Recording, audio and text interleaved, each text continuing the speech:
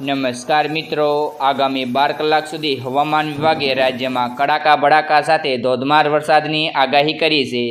મિત્રો, આજે છે તારીખ 8 અને વાર શુક્રવાર છે। આજે રાજ્યના કયા કયા વિસ્તારોમાં ગાજવીજ સાથે ભારેથી અતિભારે વરસાદ પડશે તેની વાત કરવી છે। પણ તે પહેલાં મિત્રો, કયા કયા વિસ્તારોમાં મુશળધાર વરસાદ પડી રહ્યો છે તેની ફટાફટ વાત કરી લઈએ। તો મિત્રો, છેલ્લા 12 કલાકની અંદર રાજ્યના 200 તાલુકાઓમાં ધોધમાર વરસાદ પડ્યો છે, જેમાં સૌથી વધારે વરસાદ રાજકોટ જિલ્લાના જામકંડોરણામાં 8 ઇંચ જેટલો વરસાદ પડ્યો છે। જ્યારે મિત્રો, કપરાડામાં પણ 6 ઇંચ જેટલો વરસાદ પડ્યો છે। ઉપલેટામાં પણ 4.5 ઇંચ જેટલો વરસાદ પડ્યો છે। જ્યારે વાપી, લુધિયાણા અને માંડવીમાં પણ 4 ઇંચ જેટલો વરસાદ પડ્યો છે। બાકી મિત્રો, સૂત્રાપાડા, મેજરડા, પાટડી, વલસાડ, ઉના, ગણદેવી, ધરમપુર, કોંડાળા, છાંગાણી, નવસારી અને ગીરગઢડામાં પણ 2 ઇંચ જેટલો વરસાદ પડ્યો છે। જ્યારે મિત્રો, તળાજા, માળિયા, સંતાનપુર અને મહુવામાં પણ 2.5 ઇંચ જેટલો વરસાદ પડ્યો છે। વિડીયોમાં તમે જોઈ શકો છો કે ભાવનગર જિલ્લાના તળાજા તાલુકામાં સાબેલાધાર વરસાદના કારણે નદીઓમાં પાણી થઈ ગયા છે। તો હવે મિત્રો, રાજ્યના કયા કયા વિસ્તારોમાં વરસાદ પડશે તેની વાત કરવી છે।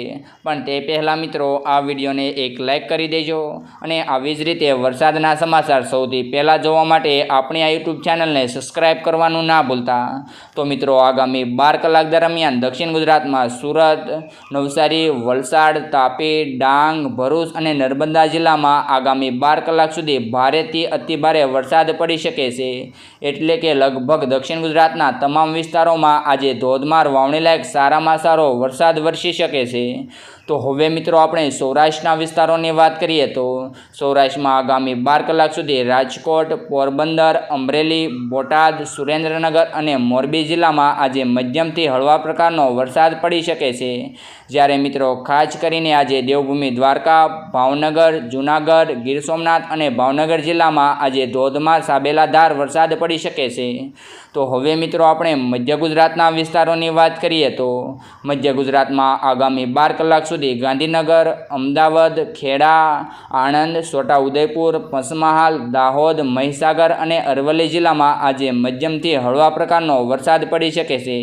જ્યારે કોઈ એવા ટૂંકા વિસ્તારો હોય ત્યાં ભારે પણ વરસાદ પડી શકે છે।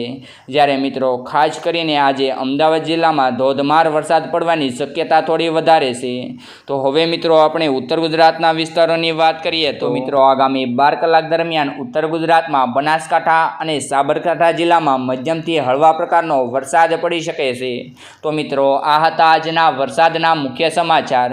અને મિત્રો, જો તમારા જિલ્લામાં વરસાદ પડ્યો હોય તો કોમેન્ટમાં લખવાનું ના ભૂલતા।